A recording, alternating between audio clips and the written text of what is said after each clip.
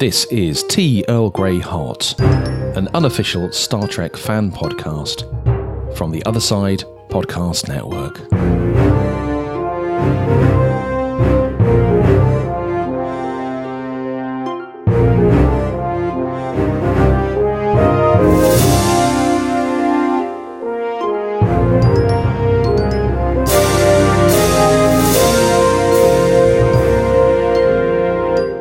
Kir'Shara.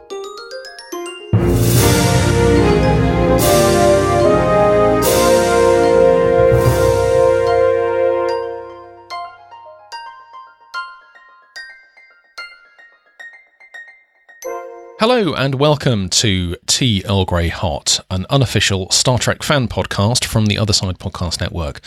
My name is Dave, and I am joined this week, as every week, by my good friend over in the Confederato Helvetica, Yannick. Was that about right? Yeah, yeah, close enough. Yes. How are you doing, Yannick? I'm very well, thank you. Very excited to record another episode. Yeah, and of course we're closing off yet another story arc this week. Yes. Only to start a new one next week. There's a new 3-part arc starting next week. Who was it who asked? I think it might have been Ro last week who said we seem to be doing a lot of arcs this season. Was it Ro or was it Jason? It might have been Jason. I can't remember. Yeah, with so many great guests. Well, exactly. And we should, of course, say thank you very much indeed to Ro for joining us last week. Absolutely. Having edited last week's show, I had to take out such a lot of absolutely classic content because it just wasn't appropriate for the show. But I think I certainly had a really good time talking to Ro. It's been such a long time since I spoke to him. And I'm really looking forward to inviting him back in, I think it's 10 weeks. Yes, something. Yes, like inviting that, him back in 10 weeks to revisit another story arc that's going to be starting in the not too distant future. Yes. So, have you been up to anything Star Trekky Recky related this week? Yes, actually, I have been playing with my 3D printer, and I have been 3D printing a giant com badge. You may recall that I have printed small com badges for you and for some other people, and for the benefit of the Dave is holding one of for the benefit of the video that nobody will see. Yes. So I thought, those com badges, they're really great, and so I printed it kind of like the Discovery ones. So there's the left part is all black, and the right part will be white. And I do love LEDs. I mean, the world need more LEDs. So I'm going to try and put a LED strip in there so that the color just shows through the white part. Just through the middle bit there, and the middle bit there, entirety. Yes. Well, there's the star from the Discovery badge. Yes. Yes. So that's still a work in progress. It's in the early stages. I have like 372 projects to finish before this one. But indeed. So how many? Sorry, let's try again. How big is the larger size com badge? Let's see. I have it here, and I have my ruler, and it's 24 centimeters high. Wow. Okay, that's so you couldn't really wear that on your chest, could you? It's destined to be on a wall or on display somewhere. Excellent. Look forward to seeing that. You'll have to put a photograph in the show notes of whichever show it is that we're up to by the time you've actually managed to finish that particular project. Yes, I won't pass on an occasion to show up. To show off. Quite right too. So, what have you been up to, Dave? To be fair, not a lot. Really, the only thing I've been up to Star Trekky this week is looking at the teaser trailer you sent me earlier on today.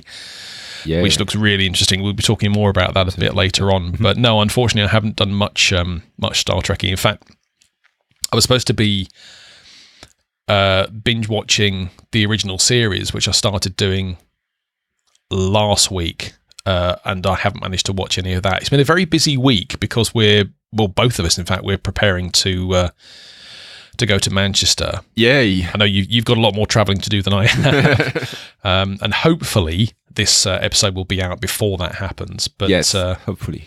I make no promises, we're both going. No, exactly.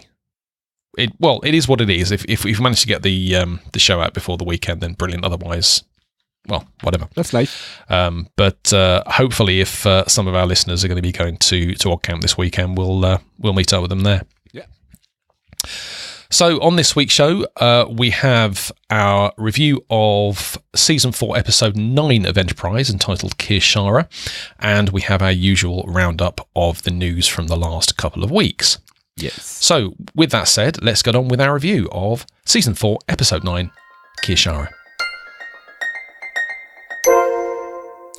So, in the teaser for this episode, we find ourselves in the chambers of the Vulcan High Command, and Administrator Velaz is showing the assembled Vulcans the Andorian ship movements around Parn-Mocha. Kovac points out that the Vulcans themselves gave the Andorians that planet when they signed a treaty. He's wondering why the Andorians would mount a defensive position around it. Velaz tells him that the Andorians believe that the Vulcans are intending to retake it because probes have been generating false warp signatures. Kovac questions why the Council was not informed of this, but Velaz says that it is possible that the Andorian agents have penetrated the High Command and that it was necessary to limit that information. Velaz then shows Kovac the actual location of the Vulcan forces preparing an invasion of Andoria. He's preparing this as he believes that the Andorians are in possession of Xindi technology, namely a prototype of the Xindi weapon taken from the Kalindra system. He's convinced that the Andorians will make use of this weapon against his species someday. Yeah. I don't believe him. No. I don't believe him. He's starting to become more and more seedy as the as the episodes progress. Now, I noticed that Kovac, at the point where Kovac said data can be falsified, Vlas looked incredibly guilty. Yeah, and when he said that the High Council may have been penetrated by Andorian's agents, it sounded like, it was making things up just to justify what he was doing. Well, exactly. Well, we shall see whether that is the case or not, shall we not? Indeed. So, the episode starts properly. We're on Vulcan, still. Archer, T'Pau and T'Pol are continuing on towards the Vulcan High Command. Archer is carrying the recently discovered Kir'Shara, the cardboard pyramid that you mentioned last week. Archer is intent on getting the artifact back to the High Command, but it is 2 days away. T'Pau underlines the importance on getting the sacred object to the High Command, as it is the only surviving record of Surak's teachings, and it would have an enormous impact on not only the High Command, but Vulcan society itself. Yeah, I noticed that when T'Pol says that T'Pol is really, she's really not happy with that. She's looking like something's wrong, like she doesn't want that to happen. Maybe she fears that her world is going to change or something, but she was really not enjoying this revelation. It seems like a classic case of denial, because she's being absolutely bombarded with information that she still believes in her heart that isn't true. Mm-hmm. So she's been being presented with all this information. She doesn't know how to process it. Yeah. Which I get that totally. On Enterprise, in Archer's ready room, Lieutenant Reed is informing Tucker on the status of the ship's torpedo launchers. Malcolm asks for permission to speak freely, and when he's granted this, he asks Tucker why they are headed for Andoria, when Admiral Gardner had ordered the Enterprise to go back to Earth. Tucker informs him that they are going back, but they are just taking a small detour first. When Malcolm asks him what Gardner will do when he finds out what Tucker is doing, the commander sarcastically promises Reed a seat at his court-martial. Yeah. Malcolm believes the Vulcans have legitimate reasons for launching the strike, and if they alert the Andorians, they will be betraying their closest ally. Tucker tells Malcolm he is just trying to prevent a war, and when Malcolm says to Tucker that they should not get involved, Saval enters, and Malcolm is dismissed by Tucker. Quite formally, I noticed. It was very much a dismissed lieutenant.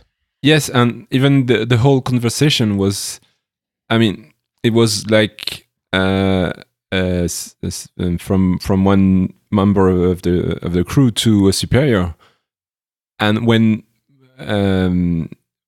a Trip is not in command, they are more. They seem to be friends together, Malcolm and Trip, and here it was really like superior to his crewman relationship. So it's not the first time that's happened, though. Yeah.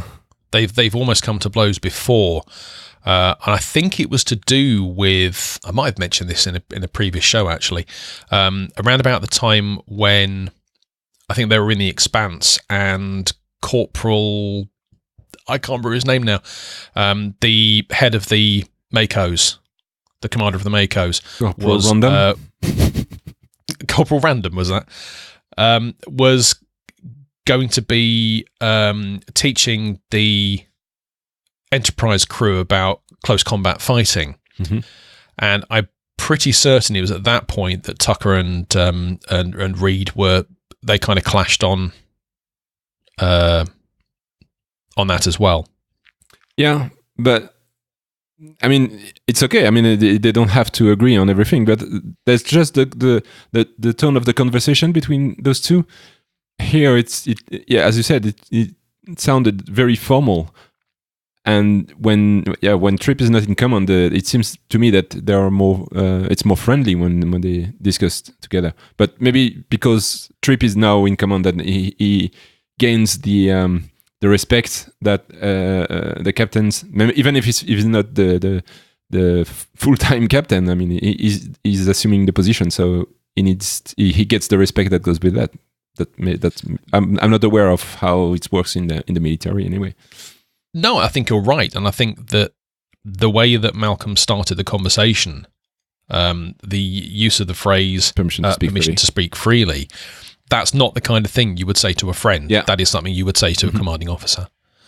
Yeah, which would make Tucker third in command of the Enterprise. Yes. So Archer, T'Pol, Tucker, and then Reed. Yes, because Tucker later on he gives the con to Reed. Saval asks Tucker why he had asked for him, and he says he knows that the Andorian Imperial Guard will likely not believe them about the imminent Vulcan invasion, but there may be one Andorian who will trust them, Shran. Tucker has no idea where the Andorian commander is, but Saval reveals that he may be able to help. Yeah. I thought that maybe there was something more than just the Vulcan having been able to decrypt their transmission. I thought maybe Saval and Shran had some secret plan, but no, it just was not that. No. Saval notices that Reed seemed unsettled. Tucker said that some of the crew is wondering if he is doing the right thing, and he's asking himself the same question. And then Saval says something which I didn't expect him to say. He said that he is sure that Archer would have taken the same course of action. Yeah, I think he's right.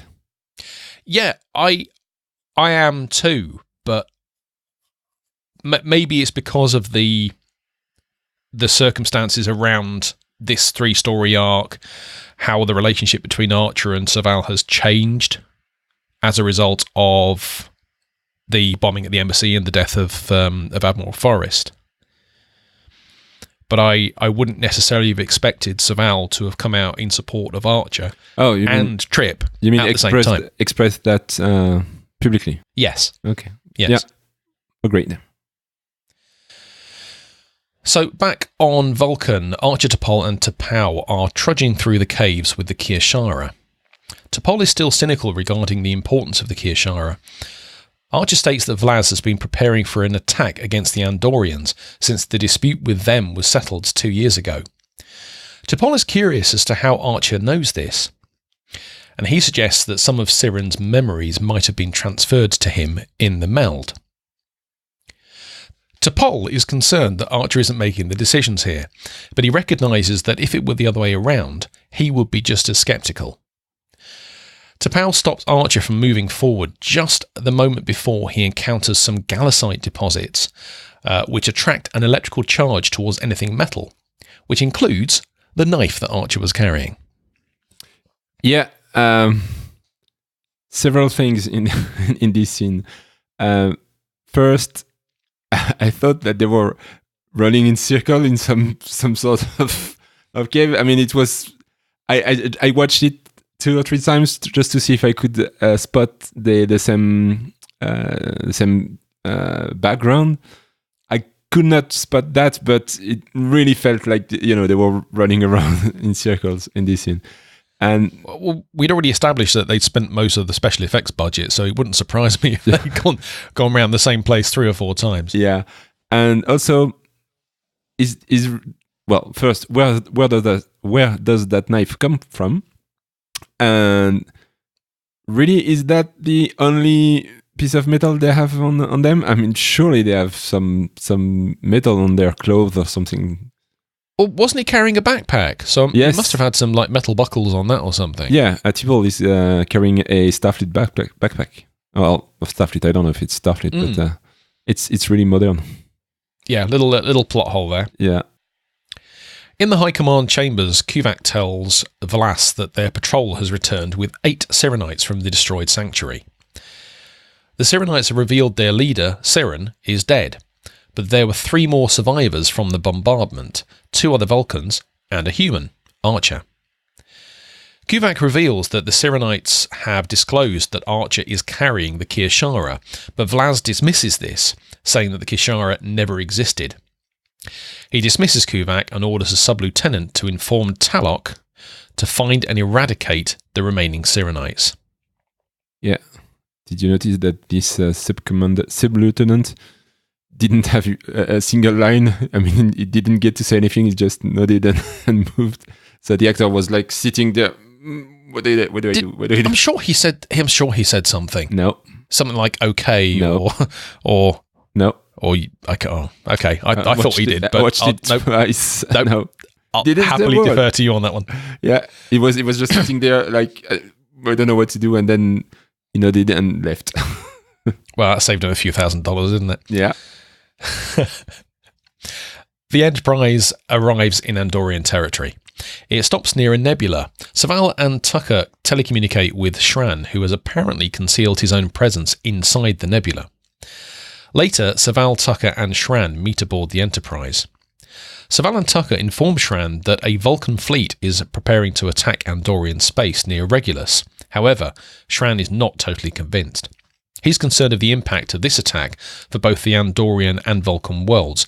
He also cannot understand why Saval is willing to betray his own people, but it's to protect them, not to betray them. And to protect the not just the Vulcan, but also the Andorians and the and Earth, and well, basically the whole universe. We know that, but in that particular dialogue, he was questioning why Saval was betraying his people, not protecting the Andorians. In the Vulcan desert, T'Pol and T'Pau observe a Vulcan patrol craft flying in the red sky. It's the 4th one they have seen just that day. When T'Pol angrily informs T'Pau of the urgent need to get Archer, who is nearby sleeping, to a doctor, she quickly apologises, saying that the death of her mother, Tles, has affected her deeply. T'Pau sympathises with her, telling T'Pol that she valued her mother's counsel. She reveals to T'Pol that they also melded. I presume that was at the point where Tles was dying. And the Sirenite way, should I say, of transferring the Kir'Shara. I don't know whether that's the case or not. When Tales was dying, she was with T'Pol. So I wonder why they would have melded, unless it was just a recreational meld. When T'Pau offers to share the thoughts she experienced with T'Pol's mother, T'Pol informs her that she has Panar syndrome, a result of when a Vulcan man improperly mind-melded with her, and that this syndrome is incurable. T'Pau tells her that this is yet another lie perpetrated by the High Command. T'Pau tells T'Pol that Panar syndrome was known about in Surak's time and is caused by an improperly performed mind meld. It can, apparently, be cured by an accomplished melder. T'Pau melds with T'Pol and presumably cures her Panar syndrome. And yet, we don't know that's actually true. Yeah, absolutely, yeah. The scene... It is an assumption at this point. But I should probably point out, as normal, we are using the review from Memory Alpha as the basis. There are actually quite a few gaps in the review, it's worth pointing out, which we've tried to fill in. But the line presumably cures her Panar syndrome has actually come from the Memory Alpha review. But yeah, we have no evidence to prove that is actually the case. In the nebula, Shran orders the abduction of Saval. He is beamed into a restraint under guard. I have a question. Yeah? Yeah. How was he beamed in lying down? Huh. The only way he would have been beamed in lying down is if he was lying down in the first place. That's what I was going to say. Otherwise, he would have ended up standing on the bench thing that he was going to be restrained into, or literally inside it. Where his legs are like under the bed and his body was on top of the bed, which probably would have hurt a bit. Unless the Andorian have a way to change the orientation of people that they beam. Who knows? Possibly. As he's flying through the sky, they kind of tilt it backwards. Yeah, unless the Enterprise was like, not leveled with the Andorian ship, and then maybe I don't know. Well, we've discussed this before that there is no up. There's no up in space. Absolutely, yeah. So they could have been slightly on a skew, and it just happens that how he came in. But and not every vessel, at all. Every vessel is leveled with every other. So this is the only instance I am aware of from all of the series and seasons of Star Trek and the films I've seen where a person arrives apparently not in the posture they were when they were sent. Yes, that's true. But again, we don't know that he wasn't laying down on a bench similar to the one that he was transported onto. Absolutely, yeah. And I don't know if it's just me, but I thought that Shran was just a little bit hesitant just before transporting Saval. Yes. And I found certainly in this next section that... Excuse me a moment. Right. I've just been passed a note from Caroline. Thank you, Caroline. To our listeners, she will be appearing on the first episode review of Picard in January. I've just been passed a note in response to my question of how Saval was transported in laying down, and her response was spacey, wacy, timey-wimey. Oops, wrong show. Yeah, but I accept that. What, spacey, wacy, timey-wimey? Yeah. Yes. Yeah. Yes. Right. So we're now into Act 2. Shran, suspicious of the information that Saval has given him about the impending invasion, demands that Saval reveal the truth. Saval reminds him that he was truthful through their previous negotiations, but Shran still proceeds to torture him. He's using a device that affects the Vulcan nervous system, causing Saval to soon lose control of his emotional barrier. Two things there. The first one was that hesitation. Yeah. He hesitated again because when they were talking about, I think the exact words that Saval used are, did I lie to you before, or did I let you down before? Yeah, I And remember. And Shran kind of stopped and looked down and went, no. Mm-hmm. So there's hesitation there. But also, did you notice Shran's makeup was starting to crack in that scene. I didn't notice Just around the sides of his mouth, where he was like talking and shouting. There seemed to be like little cracks appearing on the left hand side of his mouth. I didn't notice that specifically in this scene, but I always look for that. Yeah, because he's all blue. His teeth are blue too, and I always look wherever he touches something.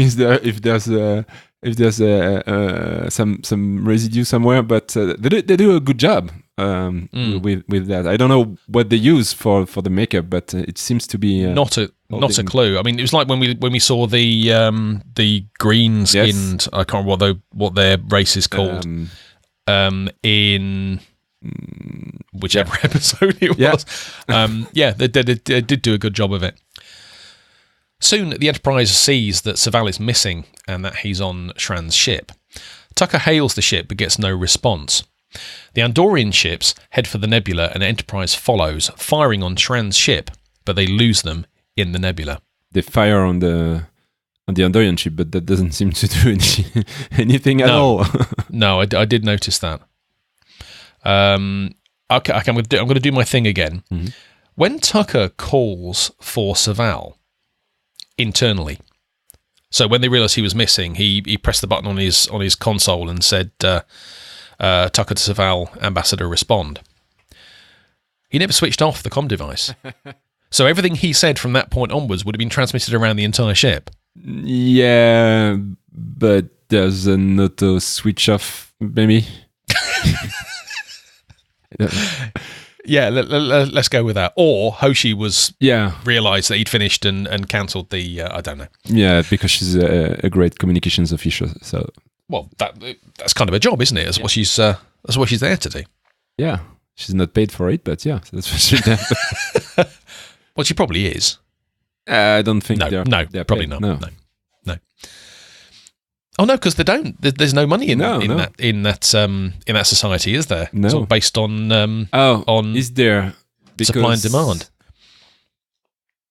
Is it close enough to the original series for that to already be there, or for the possibility that it's not there? It was mentioned in the original series films. It was certainly mentioned in. It was certainly mentioned in The Next Generation. Yeah, many times. I can't remember which episode specifically, but I mean, didn't we determine we were about 130 years or something before NCC 1701? So that's a good question. It's a good question. I don't know. I don't know whether currency is still a thing. Is still a thing or not. It's a good point. Actually, we'll try and maybe. Catch up with that after the review. Mm-hmm. Back on Vulcan, Archer, T'Pau and T'Pol continue on, and concerned for Archer's health, T'Pol suggests that they stop. Archer does so under the guise that T'Pol really wanted to take a breather herself. While T'Pau scouts the area, Archer tries to talk to T'Pol to get her to take another look at the Sirenite philosophy. He notes her previous disagreements with the High Command and that it was important to her mother, but T'Pol says there are a lot of groups who make similar claims with no evidence that this group is any different. She exclaims that the Sirenites' beliefs have little to do with science, and then as T'Pau comes back, T'Pol breaks off the conversation. I noticed that these emotional outbursts from T'Pol are becoming much more and more frequent. Now, I totally get that she's just lost her mother, and that is bound to have an effect on her. But I did do a little bit of research into her personal relationships, and I read that because of the things that they'd experienced in the previous 4.5 years, that her emotional bond with Archer was really, really quite strong at that point. And I do believe, if I'm not mistaken, there was just a kindling of a possible romance between Archer and T'Pol in the earlier seasons, and I'm wondering whether her emotional outbursts, because you may have noticed, certainly of recent weeks, that a lot of the heated conversations that T'Pol is having, she's having with Archer. Yes, I noticed that. Yes. And it could well be that is not an accident. The fact that, maybe she does have an emotional bond to him that she probably knows she shouldn't have. So that's probably going to get her back up in the first place, because she's experiencing these emotional feelings towards somebody when she knows she shouldn't, but she's got no control over that. But also the fact that she thinks he's suffering at the moment. That's what I'm picking up. And there's going to be a certain element of helplessness that she can't do anything to assist him because of the circumstances under which he's going through at the moment. So as time has gone on, her emotional outbursts are getting more and more and more. I mean, she was shouting in this particular scene. Yes. Yeah. And I can't actually recall, aside from the time when she was going through her suppression issues, I don't recall her ever shouting. No, I don't. I think you're right, yes. So we're back on the Andorian ship now, and Saval, even under a severe emotional stress and torture, insists that he has told Shran the truth. Shran says that he would never betray his people, to which Saval exclaims he's trying to save them. Saval gains temporary control and tells Shran about Nirak, somebody who made a fatal mistake which led to the destruction of his village, whose name came to mean fool in the Vulcan language. He compares Shran to him, angering him, and he orders that the torture be turned up. And then Saval screams. And that was a howl. Yeah. That was a horrible, horrible scream he let loose there. Yeah, very strong scene. A confrontation between those two, and Shran was really not comfortable with that. No. I was quite disturbed by how Saval managed to rise above the torture. One moment he was in very obvious pain, very, very much discomfort, and then he just kind of settled down and started to talk normally as if he was his usual unencumbered Vulcan self. Yeah. And I thought it was really, really freaky that he was able to do that. Yeah, I didn't notice that. It just goes to prove we see different things when we're watching programs like this. Yes, absolutely, yeah. My observation on that scene, it is abundantly clear that Shran doesn't want to do this. Oh yeah, is what you said earlier. Yeah. He's hesitant. He doesn't want to do this. I think he has an admiration or respect for Saval. That's what I was going to say. Yeah, he's respecting Saval a lot. Mm. Back on Vulcan, Archer, T'Pau and T'Pol encounter a very sudden resistance by members of the High Command, causing Archer and T'Pau to separate from T'Pol. T'Pol pretends to be a Cyrenite to convince the High Command officials to go to Mount Saleya. Yeah. Very quick thinking by T'Pol. Absolutely, yes. And she almost had me convinced. And she said when the guard says something like, if you deceive me or something like that, she doesn't say, I'm a Vulcan, I don't lie. She said, I'm a Cyrenite. I'm a Cyrenite. Yeah. We don't lie.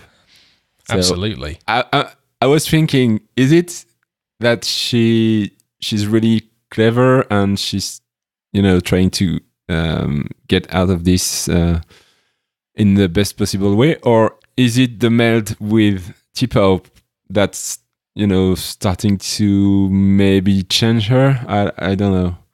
I hadn't considered that at all. Because just at the beginning of that, before she reveals that she's a Cyrenite, air quotes, people,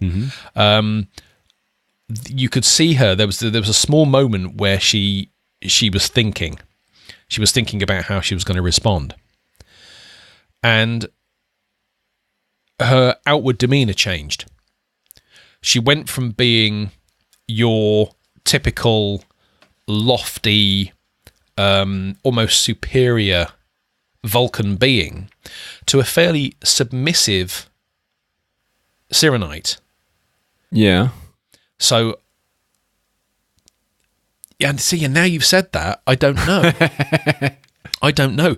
It could have been as a result of the meld with T'Pau. Could it have been that T'Pau actually put that suggestion in her head? No idea. Wow. Like it. Very good. Yeah. Did you notice also how T'Pau throws Archer into that how do you call that? It's not a cave. It's a chute or something. It's like a tunnel. A tunnel. Like a tunnel of sorts. And yeah. She just throws him there, and then she jumps just after him. And when they fall, there's this rock and stalactites. How do you call it?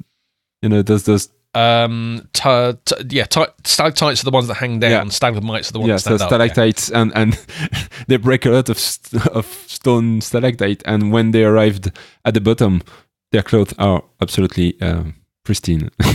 Yeah, well, I would have expected their faces to resemble tomatoes, but no. I think T'Pau had a graze on one side. Yeah, and Archer, who was in front, actually, he went down first, so he would have taken most of them out for her. Seemed fine. Yeah. So yeah, really, really dodgy on that. Did you spot the particular moment when T'Pau got punched? Yeah. So it was in the early part of that scene. Yeah. During the battle with the High Command, T'Pau got punched, and she kind of did this. She kind of turned on her feet, and it's almost like she fainted. Seriously, go back and have a look at it. It was such a good piece of acting. Okay. So very much well done. And the other thing from that is, Archer with his nerve pinching. Yeah. He nerve pinched 2 guards. Yeah, but that's the Kir'Shara acting for him. Okay, here we go. So Archer was able to perform the Vulcan nerve pinch on 2 other Vulcans. Mm-hmm. And we already know that the nerve pinch works on other races as well, including humans. Mm-hmm. In the search for Spock, when McCoy was in possession of Spock's Kir'Shara, there was a place where he was being held before Kirk came in and broke him out. No, it wasn't. It was the Federation security in the bar. He tried to nerve pinch the security guard, and it didn't work. But maybe there's a difference there between whether it was Surak that did the power bit to do the nerve pinch, and that the nerve pinch on its own by a human doesn't actually work.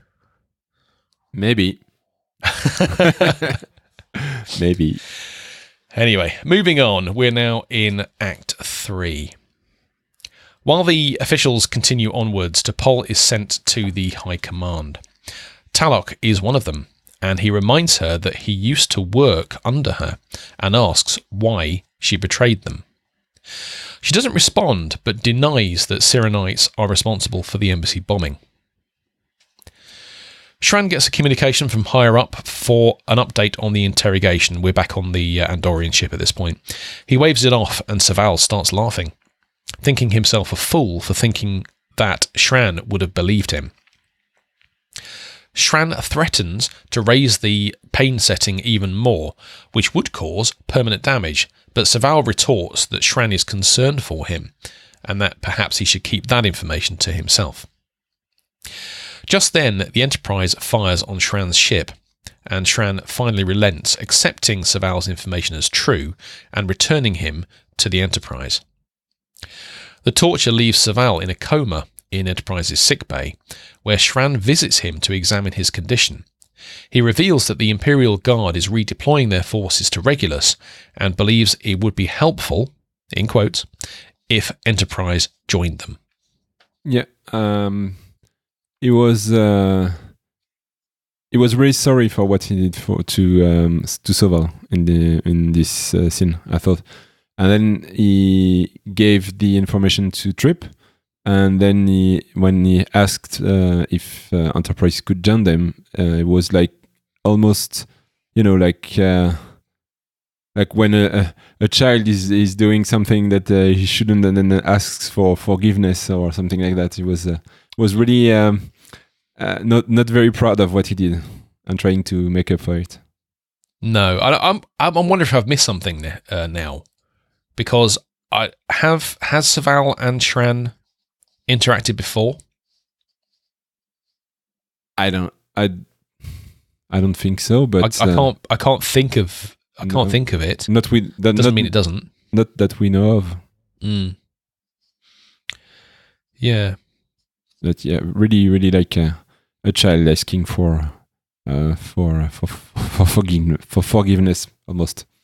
I thought Tucker was going to punch him at one point, which he would have been justified in doing so, I think. Yes, absolutely. So back on Vulcan, on their way to Mount Saleya, Archer and T'Pau track down their attackers. They're heading away from the capital, and T'Pol is with them. Archer decides to rescue her, despite T'Pau's concern for the Kir'Shara. They find a group and lead them towards the Gallicite deposits, taking 2 of them out. The Gallicite, that is, not Archer and T'Pau. Talok remains, and Archer learns that T'Pol is already at the High Command. Archer then performs one more Vulcan nerve pinch on Talok, which T'Pau seemed really impressed by that, because the way she looked at him and said, "You're improving." Yeah, your technique is improving. Yes. Yeah, but it was almost admiration on look on her face. Yeah, that he'd managed to do that. I agree.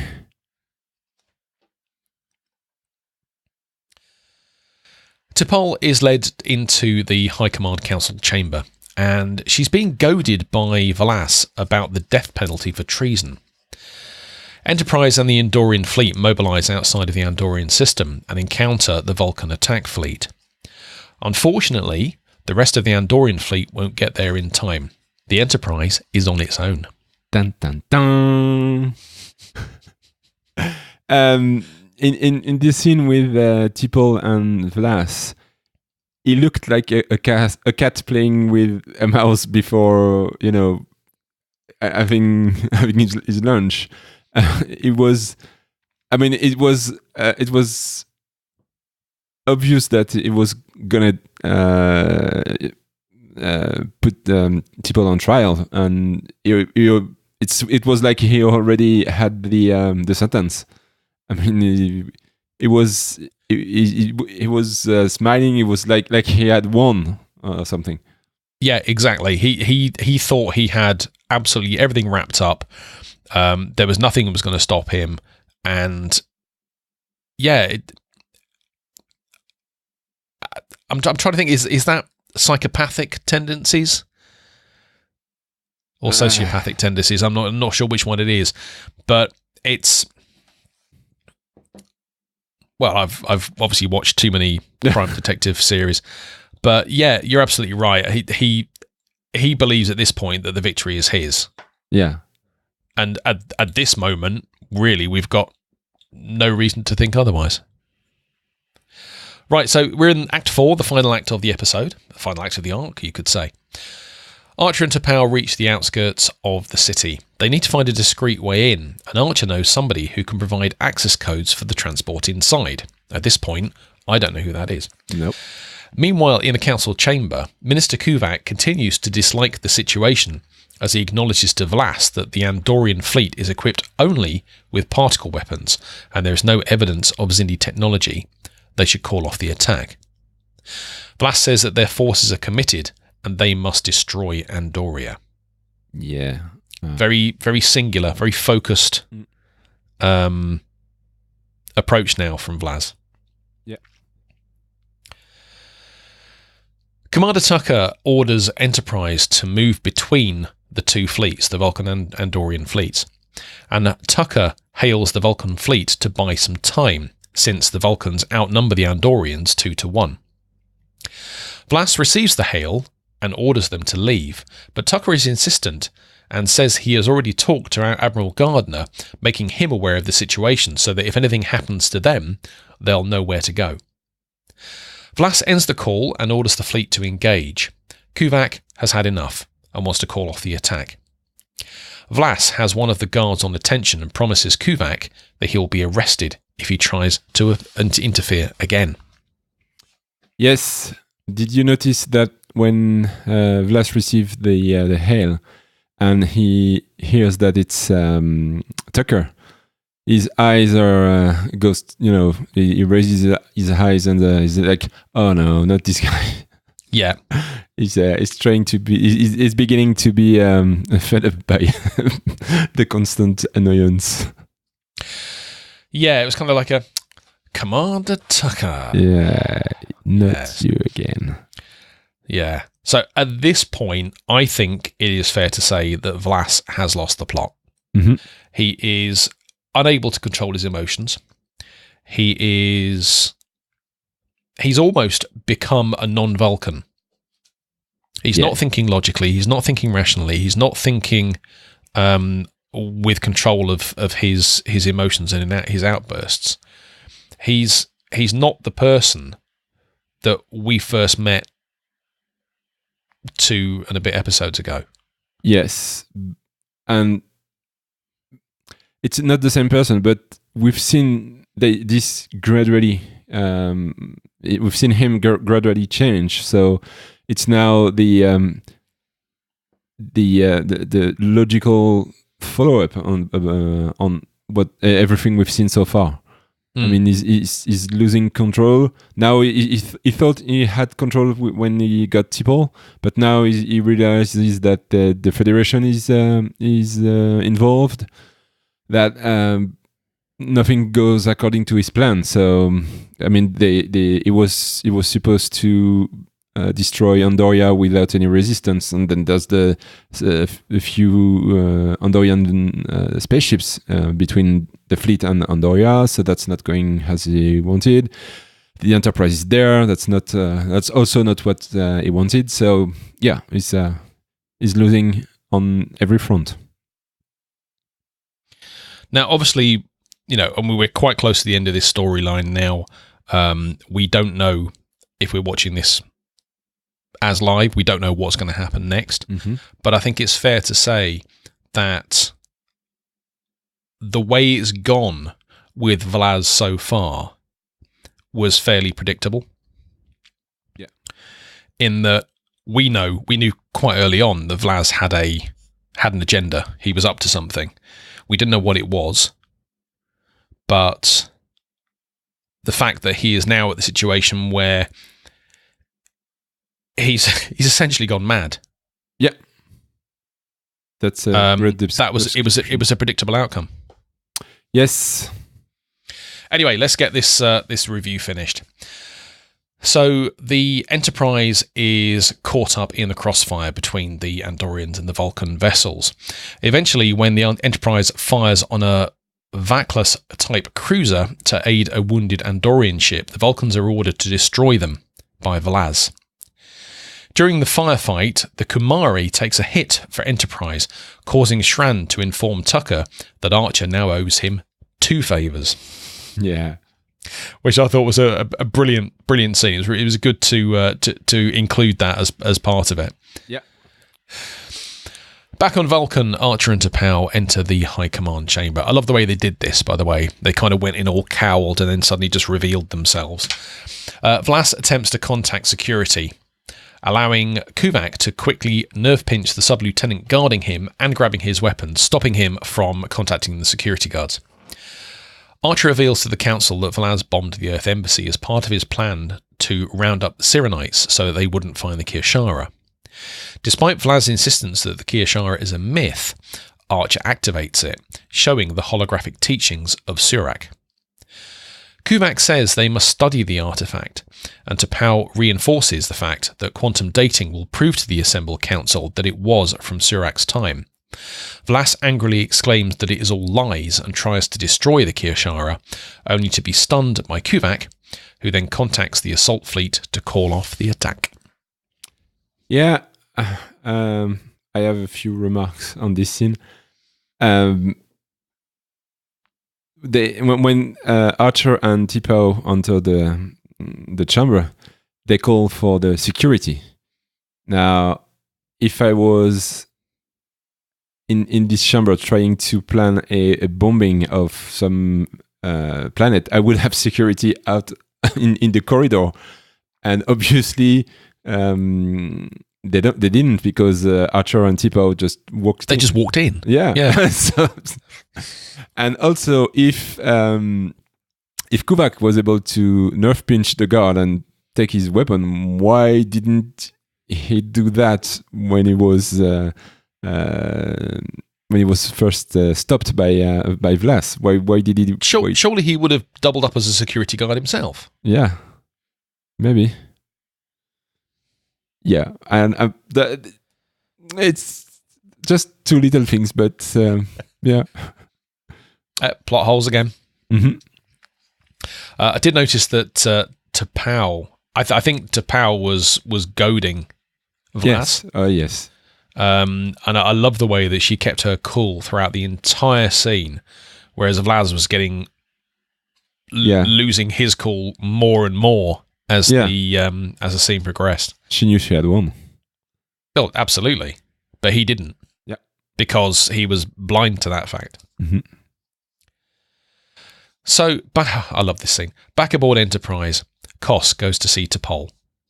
It was his access codes that allowed Archer and T'Pau to transport into the Vulcan High Command. He also releases T'Pol from her marriage, as he recognises that she only did it to save her mother, and that now she's gone, there seemed little point in continuing. Yeah. Yeah. She was crying at the end of She was.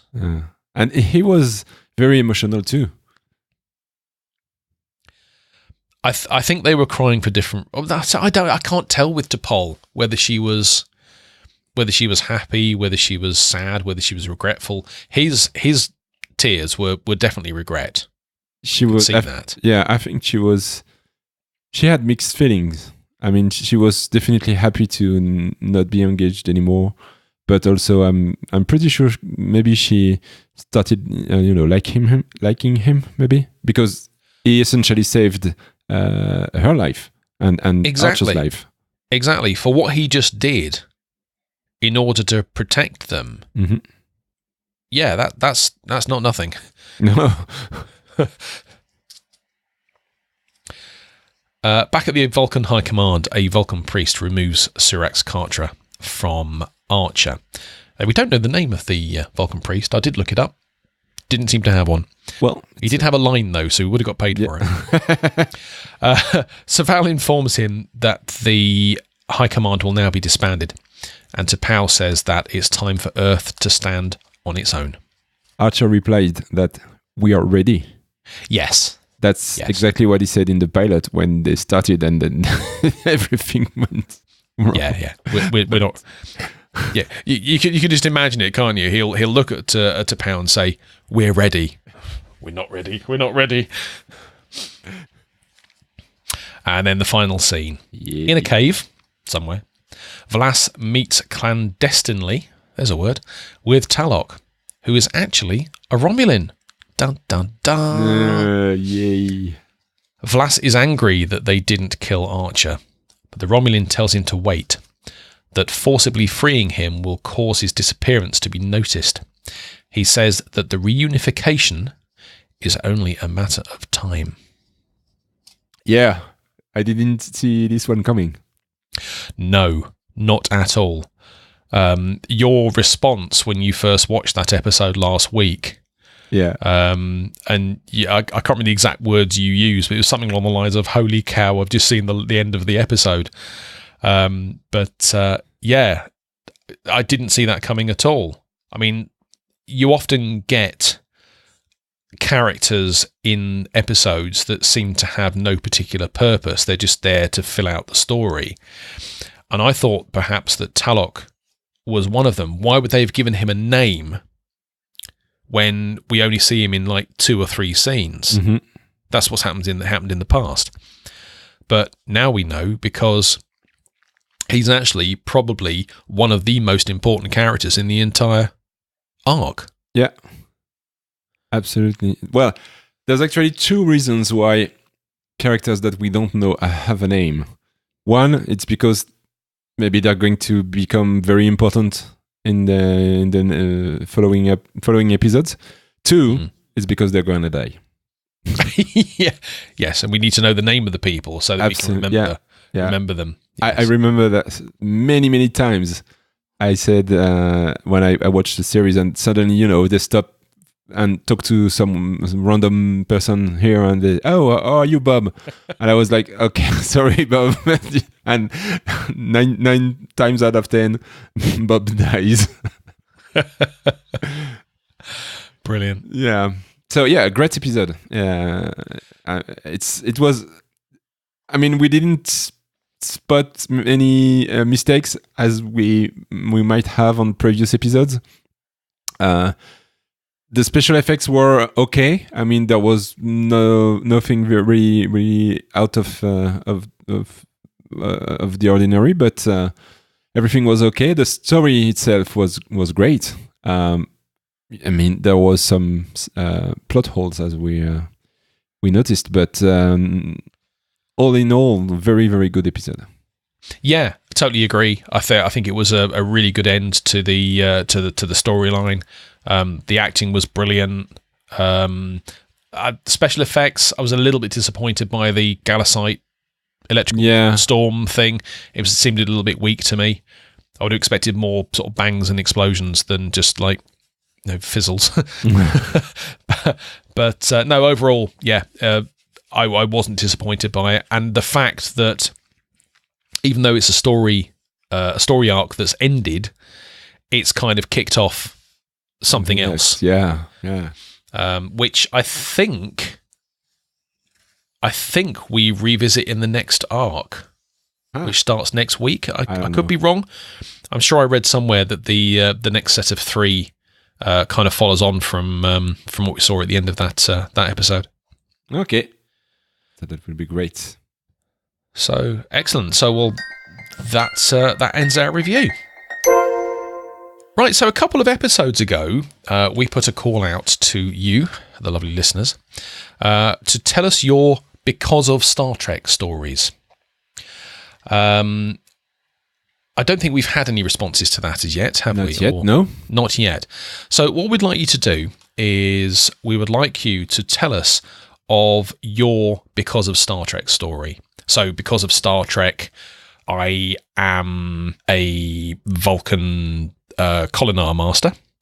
Because of Star Trek, I haven't fallen off any ladders. I don't know. Just make them up yourself. But seriously, if you have had any life experiences that have been a direct result of Star Trek, either from what you've watched or from picking up the styles of certain characters, like it was Ryan, who was inspired by Captain Kirk, and because of Kirk and the way that he acted as a captain, it's kind of guided his career going forwards. That kind of story.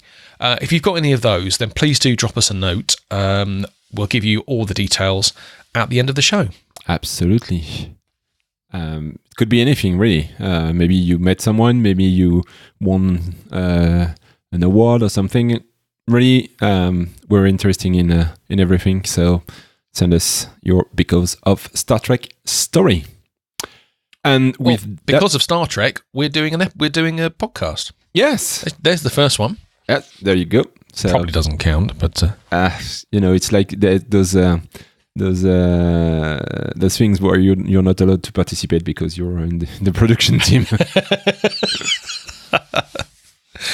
Yes. And with that, it's time for the roundup of the news for the past couple of weeks. So in the news for this episode, the trailer for season 3 of Star Trek Discovery has been released at the New York Comic Con earlier this month. Star Trek Discovery is warping far into the future in its 3rd season. The trailer released at the New York Comic Con suggested a future where the Federation isn't what it once was. During the Star Trek Discovery panel at Palifest on Saturday, which was probably last Saturday, co-showrunner Michelle Paradise confirmed that the United Federation of Planets does still exist in the 32nd century, but that it is challenged. Paradise did not go into detail about what is challenging the Federation, such as revealing whether it's internal struggles or a direct threat from an outside force. Fans will have to wait until the new season begins for those answers. And we've seen the trailer. I've sent you the link earlier. Yes. It doesn't reveal a lot, but it makes us wonder what the hell is going on, because there are some references, some dialogue that are really raising questions. Well, as we don't yet know when the 3rd season is going to be screening, it gives them a lot of opportunities to throw, another 3 or 4 trailers at us, giving a little bit more information each time, like they're doing with Picard, to be fair. I think if I had one question that I want answered, hopefully before season 3 airs, it is, how are people going to react to the fact that a 1,000-year-old starship has just turned up in their time? Yes, even though it has the spore drive, but so it's really advanced for its own time. But it's like 900 years. No, how far did they jump? 931. I've got it in my head for some reason. Something like that. 3186 is the year they jump forward to. Mm-hmm. So how are they going to react? Will the spaceship still be there? Probably, as we see it in the trailer, I think. So it's gonna be interesting to have Picard that happens in the 25th century, and then Discovery in the 32nd century. I think Picard's.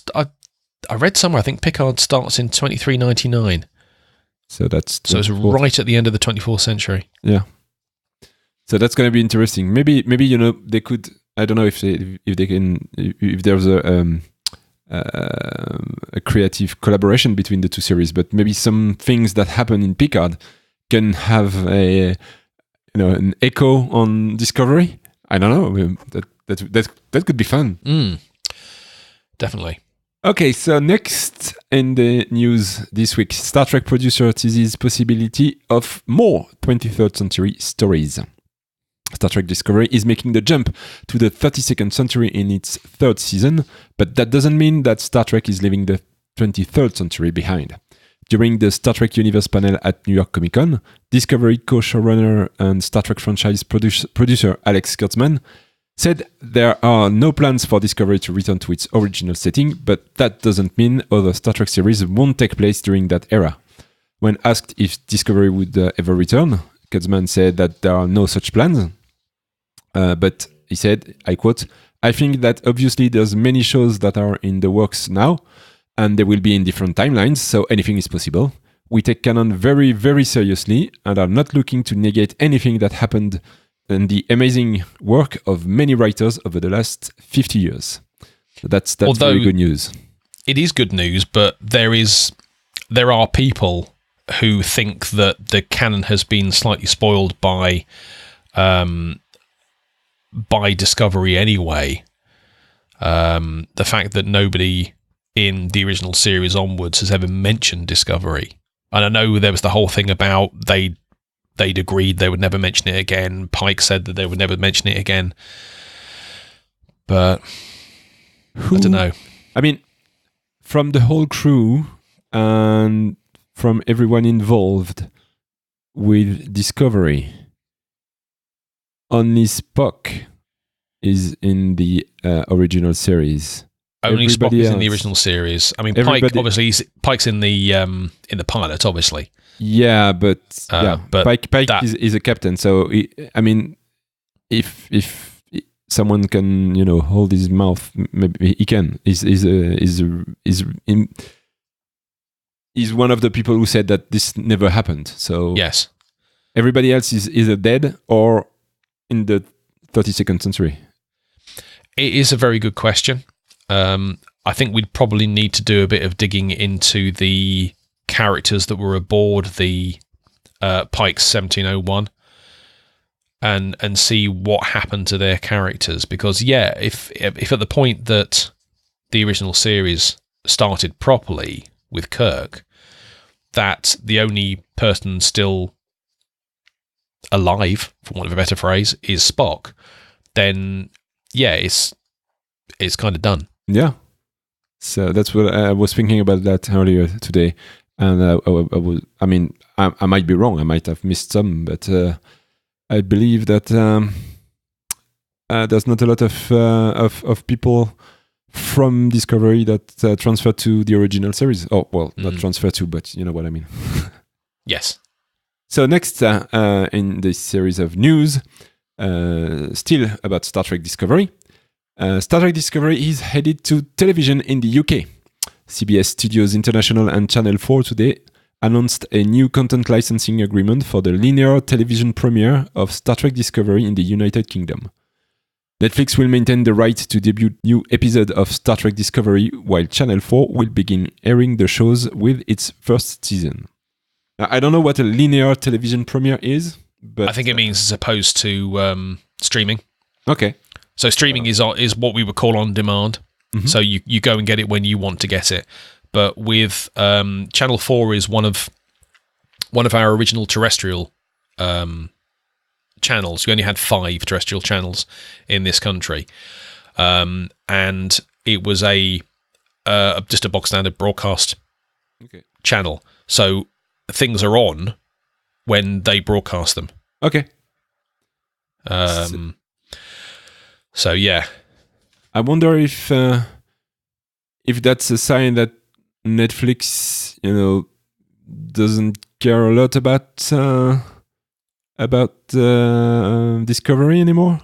No, that's not what it means. Okay. I read somewhere, I think it was actually in the link you sent me with the Discovery Season 3 trailer on it, that Netflix will continue with Discovery. So Season 3 will still be on Netflix. But it actually is fairly common practice in this country, once something has been on a, for want of a better phrase, restrictive platform. So not a free-to-air platform like, I don't know, Netflix, Sky Atlantic, any of those ones. Okay. What you'll find is that there will be a channel in this country that will purchase the rights to broadcast. They'll classify it as a network premiere because it would never have been on terrestrial television before. In fact, it would never have been on cable television before in this country.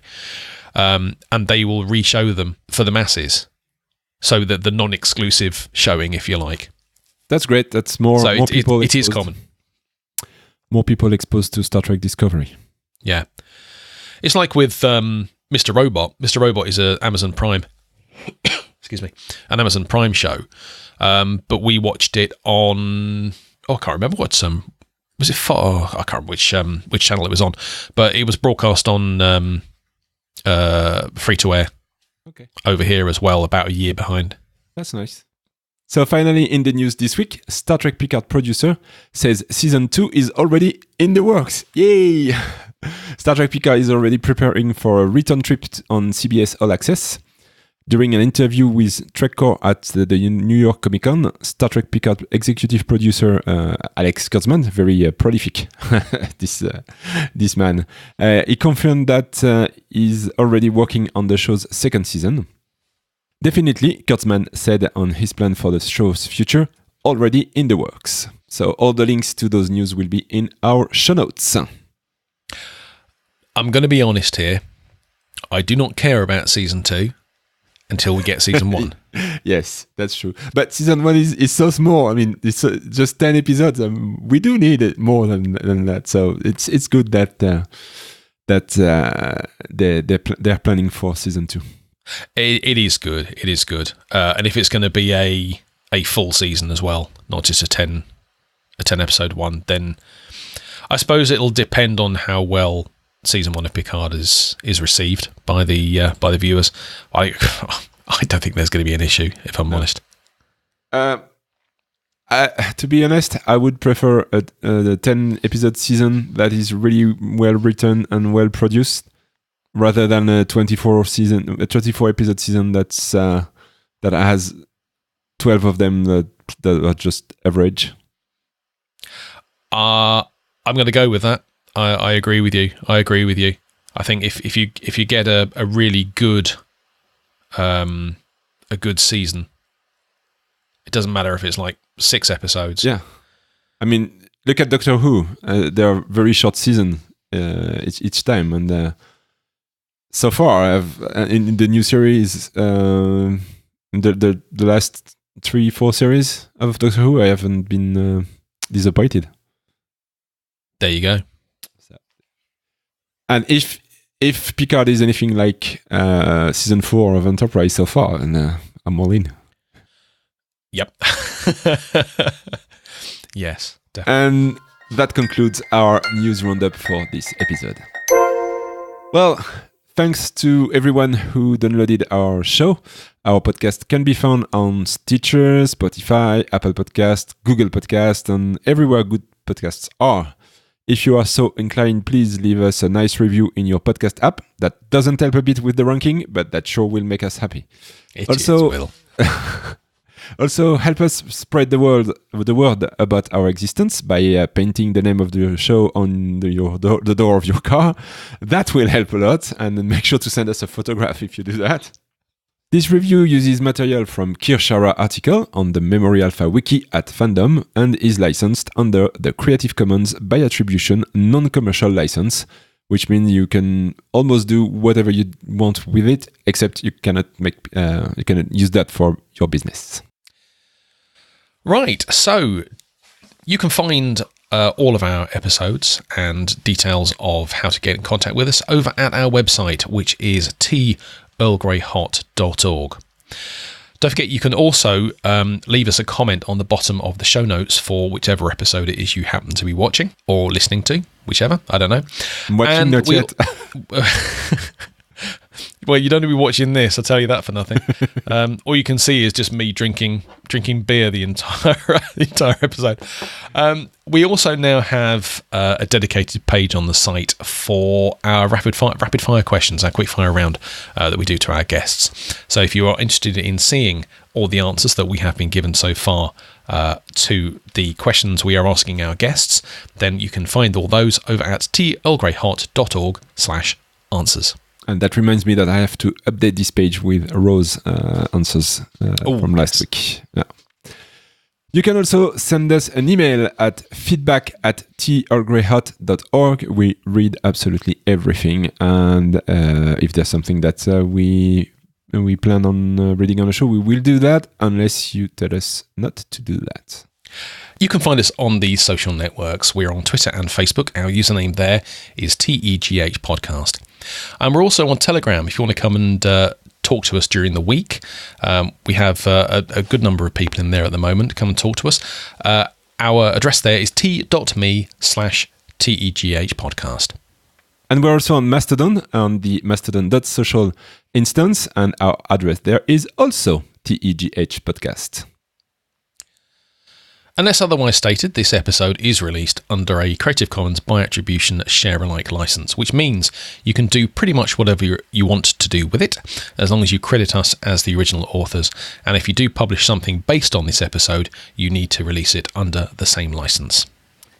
And of course, this podcast is part of the Other Side Podcast Network. Find out more about our show over at otherside.network. And that concludes this episode 9 of Tea Earl Grey Hot. Well, thank you, Dave, for joining me once again tonight. Been a pleasure. Our next episode will be a review of Enterprise Season 4, Episode 10, Daedalus, and we will be joined by another guest. We know, Dave and I know who that guest is going to be, but you will have to wait until next week. Indeed. And well, since we're done with this episode, we're going to catch you next week for episode 10. In the meantime, take care of yourselves. Ciao, ciao. See ya.